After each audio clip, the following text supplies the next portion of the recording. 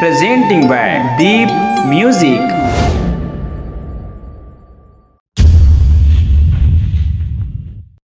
ये हो बाबू के दादा। हाँ काय हो नोनी के दाई। आवा हो भात खाहू।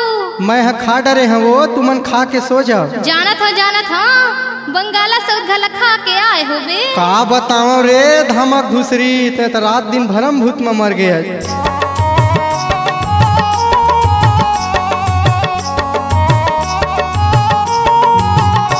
ये नोनी के दाई है, ये बाबू की दादा। ये नोनी के दाई है, ये बाबू की दादा। ये नोनी के दाई है मुला झगीरा मता थे। ये नोनी के दाई है मुला झगीरा मता थे। फोकटे फोकटे मोला, फोकटे फोकटे मोला रथिया कुन जगह थे। ये बाबू की दादा। ये नोनी के दाई है, ये बाबू की दादा। ये नोनी के दाई है, ये बाबू के दादा मुला झगड़ा मता थे। ये बाबू के दादा मुला झगड़ा मता थे।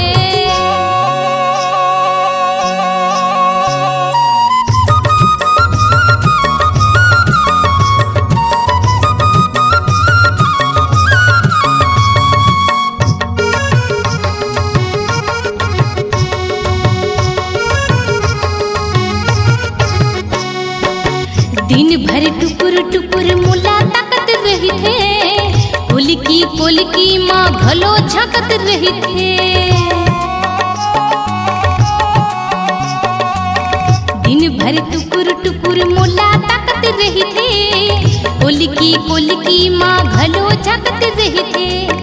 ए हमारा मथे मुला, ए हमारा मथे संझ बहने आठ ठाथे। ये बाबू के दादा। ये नोनी के दाई है, ये बाबू के दादा। ये नोनी के दाई है, ये बाबू के दादा मुला झगड़ा मता थे। ये बाबू के दादा मुला झगड़ा मता थे।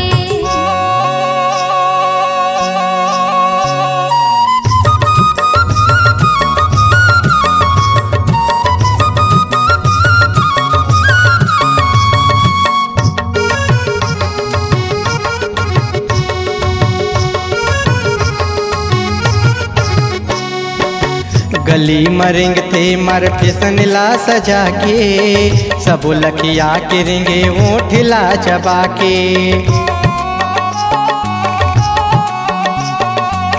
गली मरेंगे थे मर फैसन ला सजा के। सब लखिया के रेंगे ओठ ला चबा के। रह जाता कल बला के, रह जाता कल बला के मन किट किटा थे। ये नोनी के दाई है, ये बाबू के दादा। ये नोनी के दाई है, ये बाबू के दादा। ये नोनी के दाई है मुला झगीरा मता थे। ये नोनी के दाई है मुला झगीरा मता थे।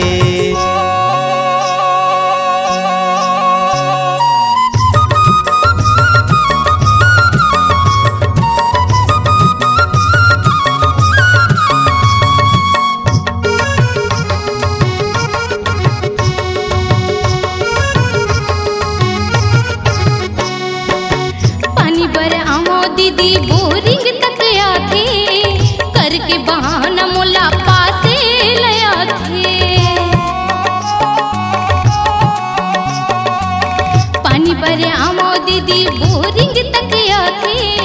करके बहाना मुला पासे लया थे।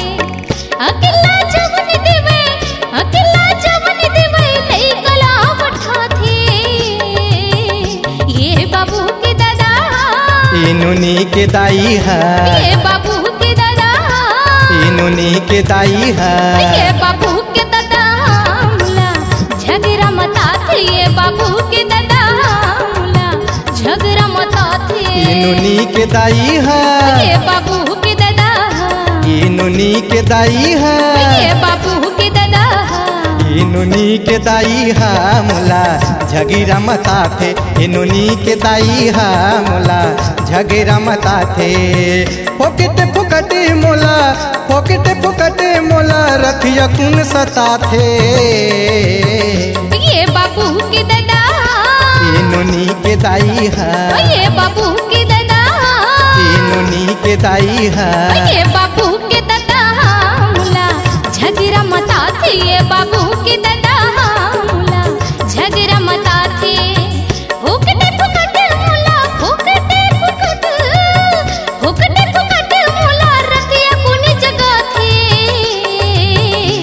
ये नुनी के दाई है। ये बाबू के दादा ये नुनी के दाई है। ये बाबू के दादा ये नुनी के दाई है मुला झगड़ा मता थे। ये नुनी के दाई है मुला झगड़ा मता थे। ये बाबू के दादा मुला झगड़ा मता थे। ये बाबू के दादा मुला झगड़ा मता थे। ये नुनी के दाई है मुला झगड़ा मता थे। ये बाबू के दादा मुला झगड़ा मता थे। नमस्कार दोस्तों, नए नए छत्तीसगढ़ी गाने सुनने और देखने के लिए हमारे दीप म्यूजिक चैनल को अभी सब्सक्राइब करें और बेल आइकॉन के बटन को क्लिक करें।